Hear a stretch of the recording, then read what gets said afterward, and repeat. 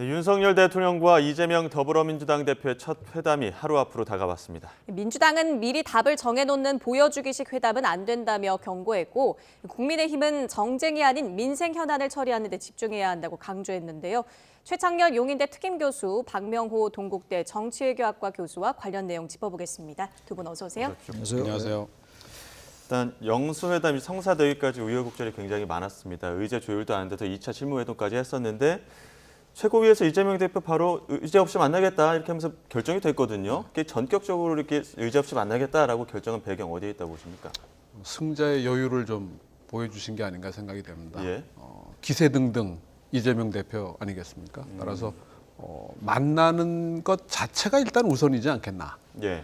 사실 대통령실 입장에서는 의제를 정해 둔다면 거기에 대해서 서로 의견을 얘기했고 어떻게 합의했는지, 합의하지 못했는지를 이제 밝혀야 되는 부담이 있게 되는 거고, 예. 2년여 가까이 한쪽에서는 만나자 했고 한쪽에서는 만나지 않겠다고 했던 만남이었기 때문에 이번에는 어쨌든 만나는 것 자체에 우선을 두는 게 서로에게 이익이 된다라고 본 게 아닌가 생각이 되고, 예. 지금 어쨌든 총선에 따른 국민적 요구는 뭐 협치까지는 가지 않더라도 예. 일단 두 분이 만나는 것부터 시작이 아니겠느냐라고 하는 게 아니겠어요? 그런 면에서 보면 못한다거나 늦추는 것에 대한 부담은 양쪽 다 같이 안고 있었다. 따라서 이게 뭐 계속 만나던 분들이 이어서 만난다고 한다면 모르겠는데 예. 이번에 사실상 처음 만나는 거고 또 이번에 만나서 계속 이어지겠느냐에 대해서도 사실은 의문이 좀 있는 상황 아니겠습니까? 예. 결렬이 될 수도 있고 오히려 서로 그 얼굴을 붉힐 수도 있는 상황이기 때문에 최소 한도로 만나자고 했던 아마 용산 측의 요구가 현실적이지 않았나. 그런 면에서 이재명 대표 입장에서도 승자의 여유를 좀 보인 게 서로 간에 맞아떨어진 것이 아닌가 생각이 됩니다. 예. 교수님 어떻게 보세요? 저는 이 먼저 의제 조율 없이 만나자라는 얘기를 대통령실에서 했었어야 돼요. 예. 근데 이거 너무 지금 이 상황 자체가 이재명 대표는 별로 아실 게 없는 상황이에요. 아무래도 윤 대통령이 지금 어려운 입장인데 이거 이제 지금 이제 승자의 이제 여유 말씀 이제 그런 측면에서 이재명 대표가 제안을 한 거죠.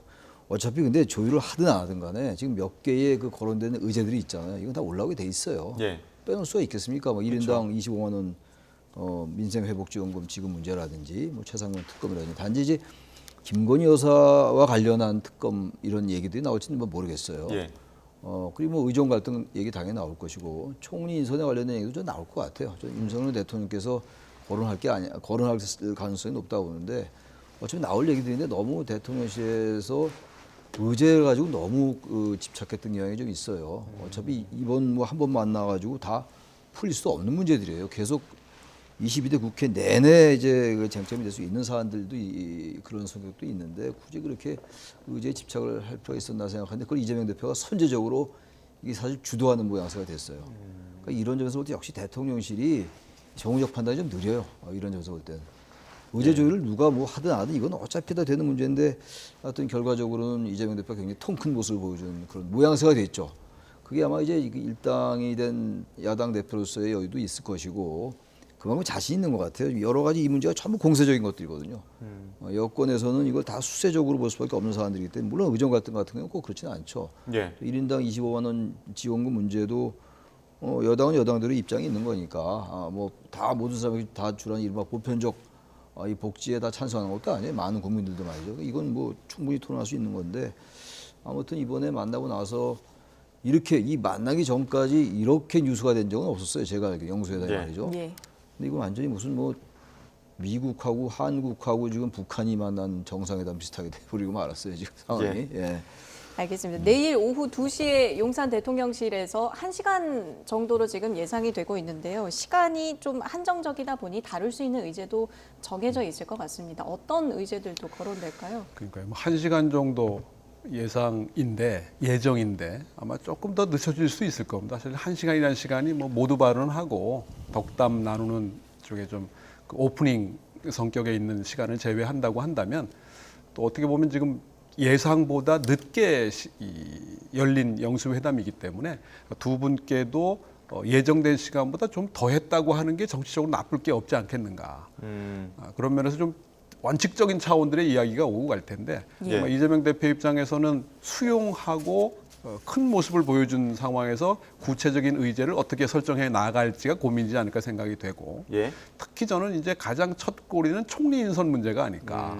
예. 그 총리 인선과 관련해서 아마 대통령이 의중에 두고 있는 분들을 좀 뭐랄까요 이제 동의까지나 또는 묵인까지는 아니더라도 좀 상의하는 자세를 취할 수도 있고 예. 또 반대편으로 보면 아예 이재명 대표에게 총리 추천을 요청할 수도 있는 사안이라서 그 사이 어딘가에서 아마 타협이 좀 이루어질 수도 있지 않을까. 예. 이 문제에 대해서 아마 이 총리 인선권에 대해서 어느 정도 이제 그 가닥을 잡아가느냐가 예. 그 이후의 주제들에 대한 그 방향을 좀 결정할 가능성이 높지 않겠나 생각이 되고 예. 이재명 대표 입장에서는 이제 25만 원 건과 최상병 특검이 가장 많이 논의될 그 첫 번째로 제기될 주제가 아닌가 생각이 되는데 예. 특히 이제 그 여사님 관련한 부분과 관련해서는 좀 더 여론의 추이라든가 내일 예. 당장 그 얘기를 꺼내기는 조금 쉽지 않지 않을까 생각이 되고 예. 일단 25만 원 그 지원금과 또 최상병 특검권 정도에서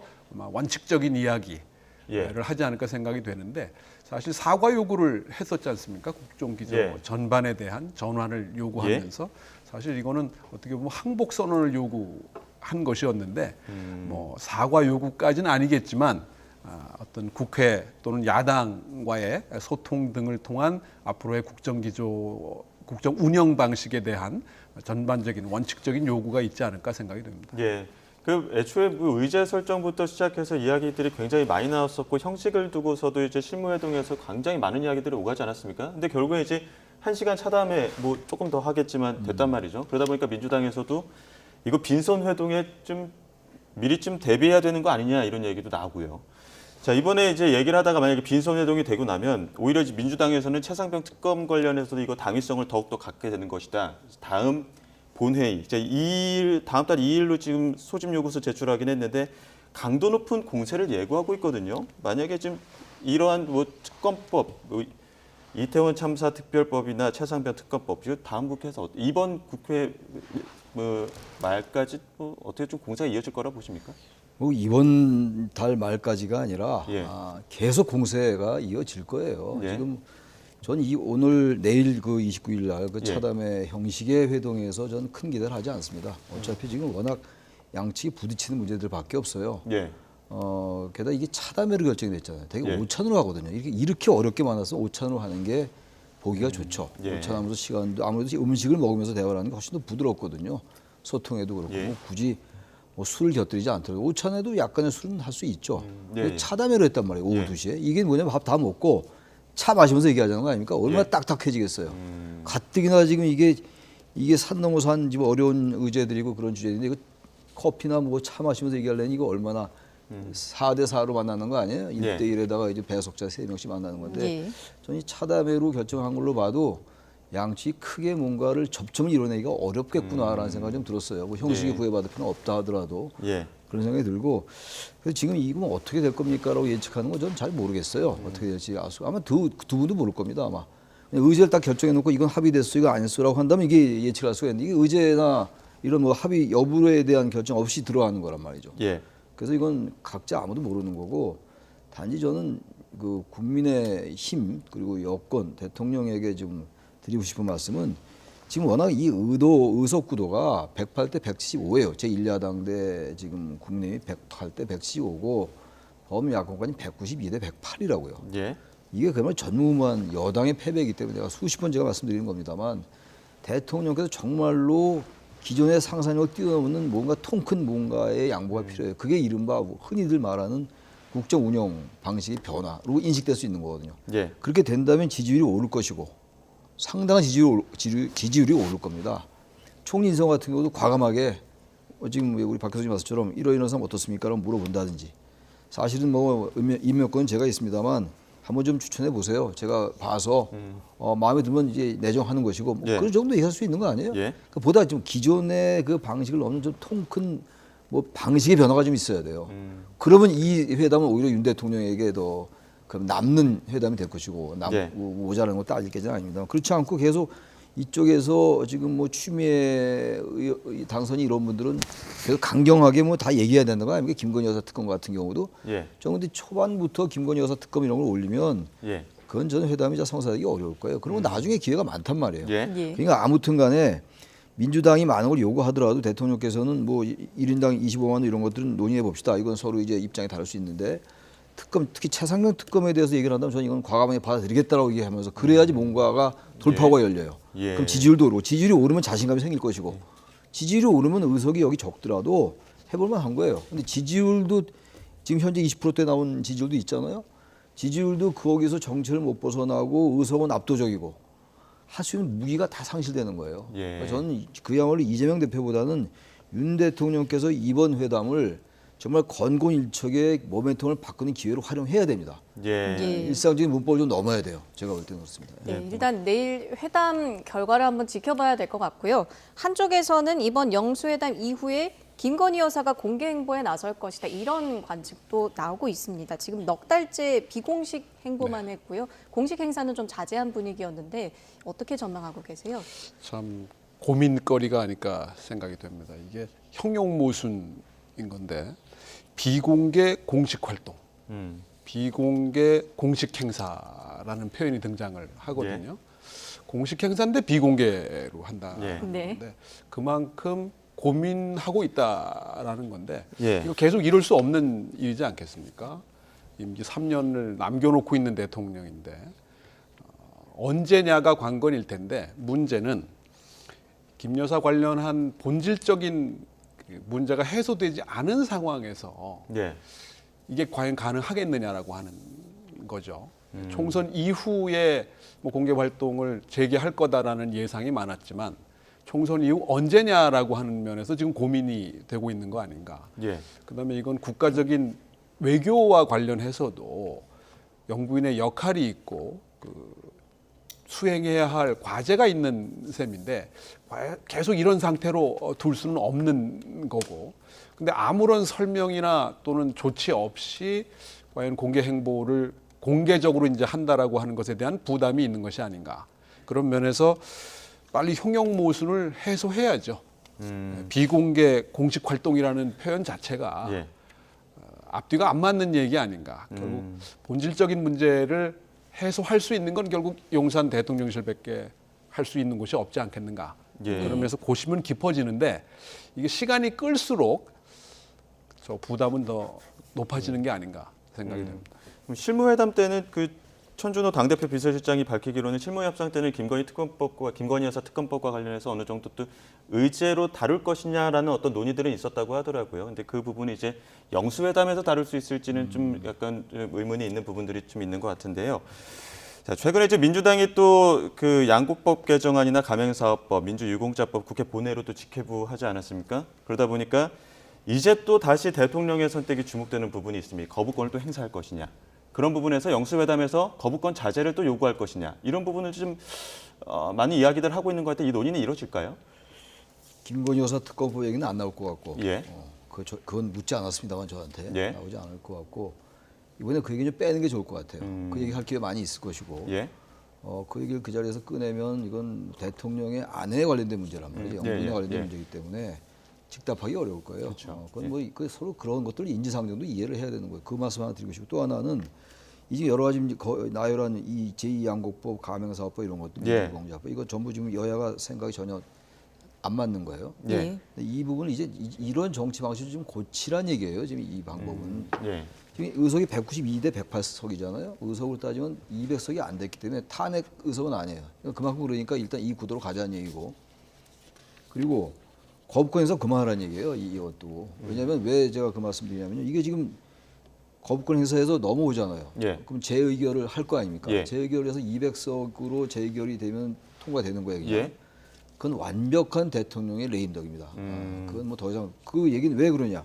192석 야권이 전부 거기에 표를 던져도 적어도 8석은 이탈이 됐으니까 200석이 되는 거 아니겠어요? 가정컨대. 예. 근데 지금 워낙 의석 차이가 나기 때문에 이런 부분들에 대해서 야권에 특히 이제 5월 달에 이걸 치르면 예. 5월 29일까지가 임기라고요. 21대 국회 임기가. 예. 예.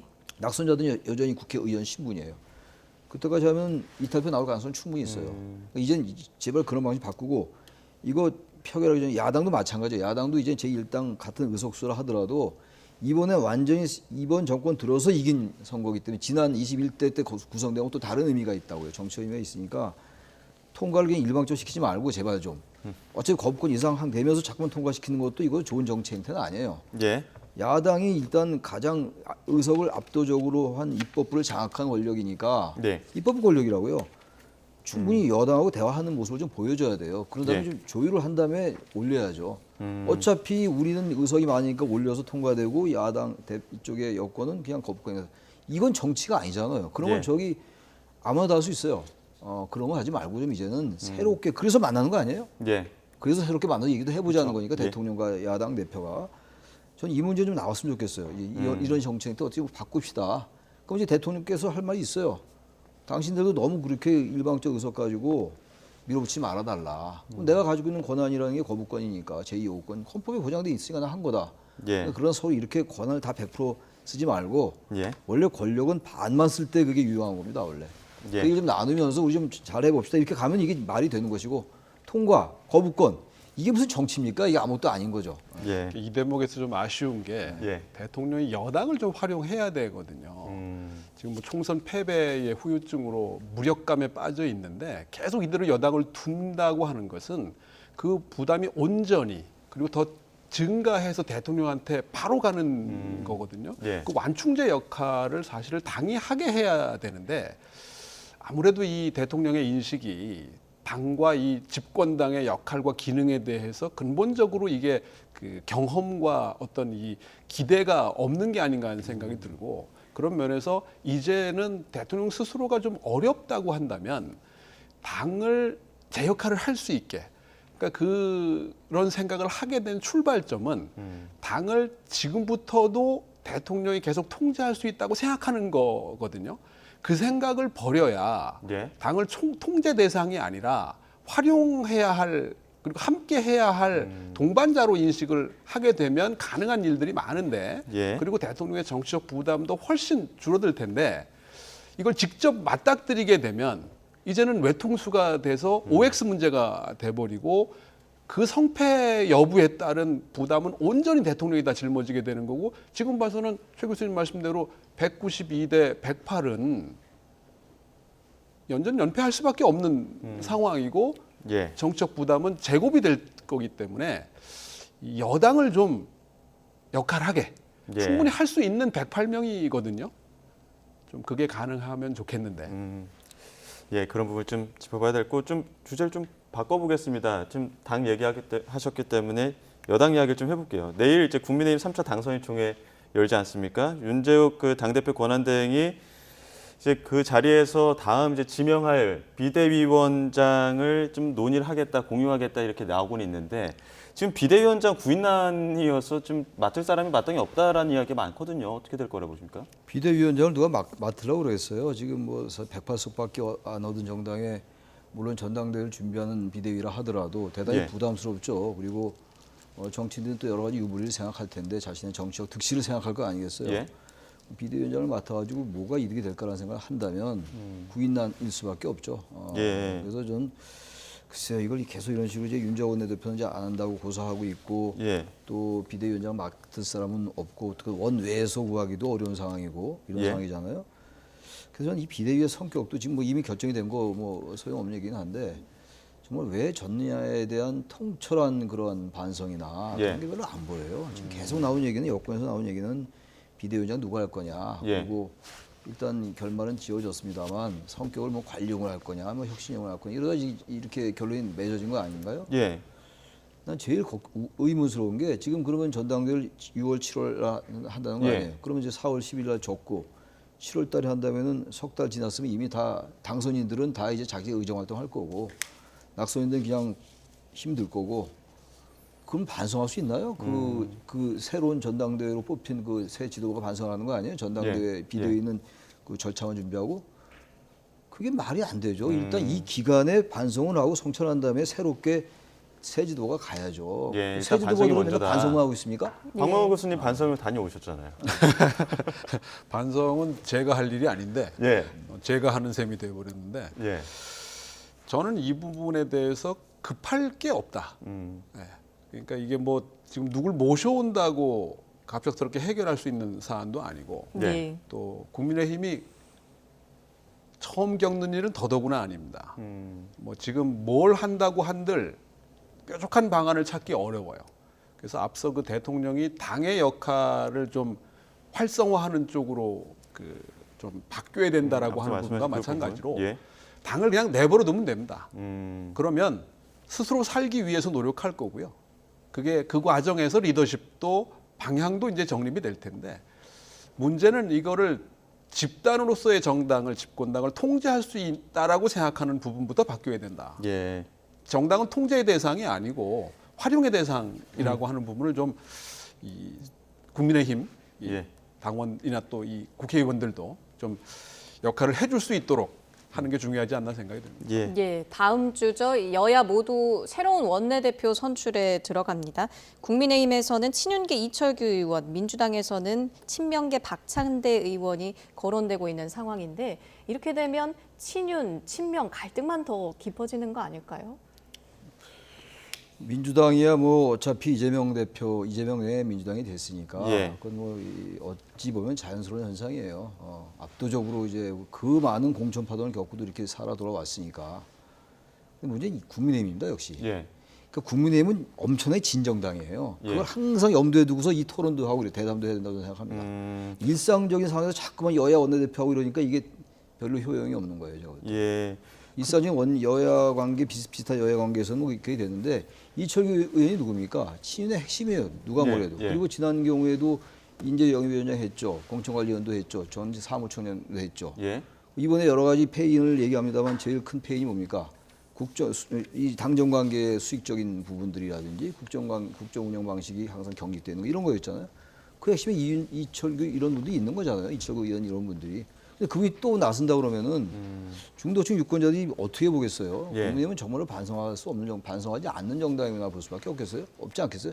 아니, 이철규 의원 만생을 한다 하더라도 정치라는 게 국민들 선거 직후니까 국민들 유권자에게 어떻게 비치냐의 문제잖아요. 예. 저 정당이 정말 정신 차려 할 것인가를 보고 있어요. 예. 선거는 계속 있는 거고 정치는 계속 지속돼야 되는 거 아닙니까? 예. 2년 후에 지역이 지방선거 있고 예. 또 그 다음에 대선이 있고 그 다음에 또 총선이 있어요. 예. 이게 끝난 게 아니에요. 저기 당선된 분들도 마찬가지예요. 항상 당선됩니까? 그렇지 않다고요. 예.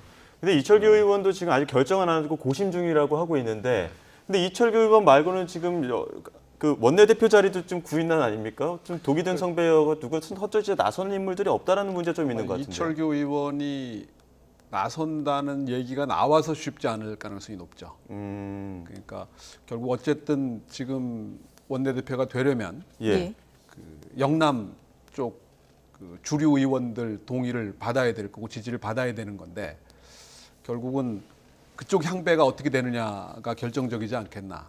그런 면에서 또 그 저는 국민의힘이 이제 지난 선거를 겪으면서 두 예. 종류로 나눠졌다고 생각을 하는데 하나는 공천이고 당선인 분들하고 당선되는 게 가장 큰 그 낙인 분들로 구성이 된 게 아닌가. 그런 면에서 보면 결국 용산에서 어떤 생각을 갖고 있느냐에 가장 민감할 수밖에 없지 않겠는가.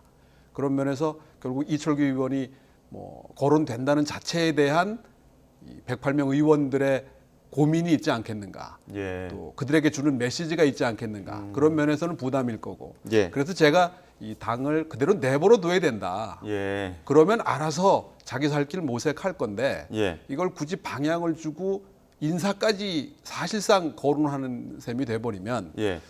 거기에 대한 후폭풍과 책임도 결국은 한 곳으로밖에 향할 수 없는 게 아닌가라고 생각합니다. 예. 마지막으로 두 분께 짧게 여쭙겠습니다. 지금 민주당 특히나 지금 민주당 원내대표는 지금 박찬대 의원 쪽으로 거의 단독 주대 형식으로 간다는 거 아닙니까? 그런데 그 반면에 국회의장직 자리가 굉장히 지금 그 경쟁이 좀 치열해지고 있는 분위기가 있습니다. 지금 6선 추미애 전 법무장관부터 조정식 의원, 5선 정성 우원식 의원까지 4파전으로 줄어든다고 하는데, 근데 여기서도 좀 선명성 경쟁이 나오다 보니까 좀 우려 섞인 시선이 나오는 것 같아요. 그건 좀 우려스러워요. 민주당의 국회의장은 어쨌든 당적을 이탈하는 거잖아요. 네. 그 얘기는 중립성을 지키라는 얘기예요. 근데 민주당 내에서 아예 노골적으로 중립성 안 하겠다 이런 얘기 하잖아요. 영심을 이야기하고 있죠. 그건 국민의당은 오만이에요. 아무리 192석, 108석, 175석 받았다 하더라도 어떻게 대놓고 그러랍니까? 이 국회의장이 운영하는 과정에서 아무래도 자기 친정 정당에 치우칠 수밖에 없겠죠. 그거에 네. 어떻게 하겠어요? 어느 정도는. 근데 과하게 아주 노골적으로 이쪽 편 들겠다고 얘기하는 거잖아요. 예. 이렇게 해서는 안 되는 거죠. 이게 정치가 바뀌는 거라니까요. 지금 언제 민주당이 소수 정당이 되는 건 상상이 안 되겠지만 그러니 또 왜 안 일어나겠어요? 일어나죠, 반드시. 대한민국 정치가 수평적 정국의 차는 이루어져 왔던 대한민국인데 그렇게 아주 대놓고 나는 거기 기계적 중립 안 취하겠다. 그럼 뭘 하겠다? 편파적으로 아예 기계적 중립 안 하고 아주 편향적으로 아예 대놓고 쏠리겠다는 얘기예요? 그러면 국회의장 하면 안 되죠. 예. 이게 권력의 오만이에요, 이것도. 예. 너무 명심의식하는 건데 이것도 그렇게 하면 안 된다는 말씀 제가 드립니다. 예. 마지막으로 박명 교수님 네. 어떻게 보십니까? 최 교수님이 부정적인 걸 말씀하셨으니까 전 이해를 돕기 위해서 긍정적인 측면을 좀 예. 가능성의 예. 측면에서 말씀드리면 첫째는 이재명 당의 완성이죠. DJ도 못한 일을 예. 원내대표, 국회의장까지 이재명 대표가 할 수 있다, 하고 있다라고 하는 보여주는 이재명 당의 완성이라고 하는 것하고 예. 그다음에 저 네 분 추, 조, 정, 우 플러스 예. 알파가 있다고 하던데 예. 혁신의장이란 말이 나올 정도로 정파적 국회의장의 시대가 이제 되지 않을까. 그러니까 그 전에 이제 공식적으로는 그 중립적 국회의장이었고, 당적을 내려놓으니까요. 그렇죠. 또 정의화 전 의장의 표현에 따르면 자기 친정이 조금 불편해할 정도로 하는 게 공정하고 중립적인 것이었다라고 했던 시대에서 이제 정파적 국회의장이 되는 거고, 예. 그건 이제 결국 추미애 국회의장이 만약에 현실화된다고 한다면 추윤 갈등 시즌 2가 될 가능성이 높고 이제 복수 혈전이 이제 가능할 상황일 텐데 그러면서 보면 우리 정치의 새로운 실험, 그러니까 이제 총리 지명을 계기로 무당적 대통령 시대와 또 반대쪽에서는 이제 정파적 국회의장의 시대가 될 수 있지 않을까. 예. 예. 우리 정치에 어떤 모습을 가져다 줄지는 모르겠지만 새로운 실험의 계기가 되지 않을까 생각합니다. 예, 알겠습니다. 여기까지 듣도록 하겠습니다. 지금까지 최창렬 용인대 특임 교수, 박명호 동국대 정치외교학과 교수 두 분과 함께했습니다. 고맙습니다. 예, 그렇습니다.